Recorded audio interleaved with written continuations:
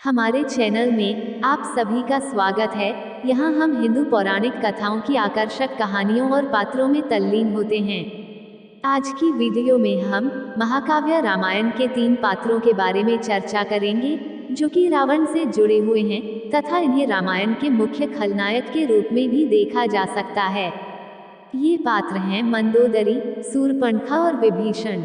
मंदोदरी से शुरू करते हैं। वो लंका की रानी और रावण की पत्नी थी।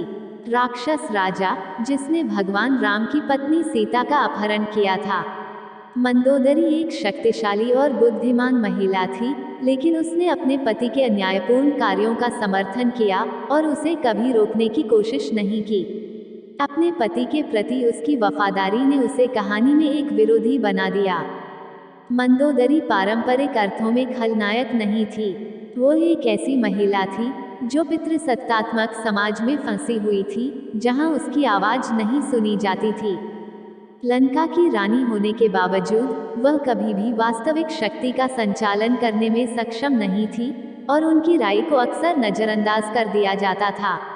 वो अपने पति से प्यार करती थी और उसके साथ तर्क करने की कोशिश करती थी, लेकिन रावण अपने अहंकार में अंधा हो गया और उसने उसकी बात नहीं मानी। मंदोदरी की रावण के प्रति वफादारी आंशिक रूप से भय के कारण थी, लेकिन उसे ये भी उम्मीद थी कि वह कारण देखेगा और अपने बुरे कार्यों को रोकेगा। अगला शूर्पणखा है।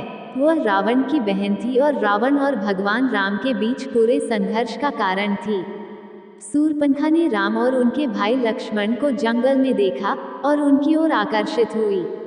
उसने उन्हें बहकाने की कोशिश की, लेकिन उन्होंने उसे अस्वीकार कर दिया और गुस्से में उसने सीता पर हमला कर दिया, जिस वजह से लक्ष्मण ने उसकी नाक काट दी। इसके कारण राम और रावण के बीच युद्ध हुआ, जिसके परिणामस्वरूप अंततः रावण की हार हुई। शूर्पणखा एक जटिल चरित्र थी जो अपनी इच्छाओं से प्रेरित थी। वो एक सुंदर और आत्मविश्वास से भरी महिला थी, जिसे विश्वास था कि उसे कोई भी पुरुष मिल सकता है जिसे वह चाहती है।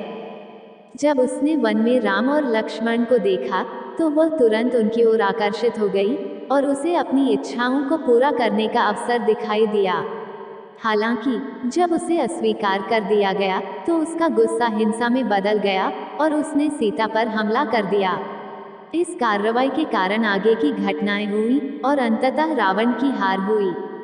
शूर्पणखा की हरकतें कथा के लिए एक उत्प्रेरक थी, लेकिन वह युद्ध के लिए पूरी तरह से जिम्मेदार नहीं थी। अंत में हमारे पास विभीषण है। वह रावण का छोटा भाई था, जिसने पक्ष बदल लिया और युद्ध के दौरान भगवान राम की सेना में शामिल हो गया। विभीषण एक सदाचारी और धर्मी व्यक्ति था, जो अपने भाई के कार्यों से असहमत था और अंततः उसे धोखा दिया। रावण की हार में विभीषण का विश्वासघात महत्वपूर्ण था, लेकिन इसने उसे अपने ही परिवार और राक्षस समुदाय की नजरों में खलनायक भी बना दिया। विभीषण एक ऐसा चरित्र था जो अपने विश्वास के लिए खड़ा था, भले ही इसके लिए उसे अपने परिवार के खिलाफ जाना पड़े। उसने रावण के कार्यों में अन्याय देखा और जानता था कि उसे रोकने के लिए उसे कुछ करना होगा। एक राक्षस होने के बावजूद विभीषण के पास नैतिक दिशा थी और वह धार्मिकता में विश्वास करता था।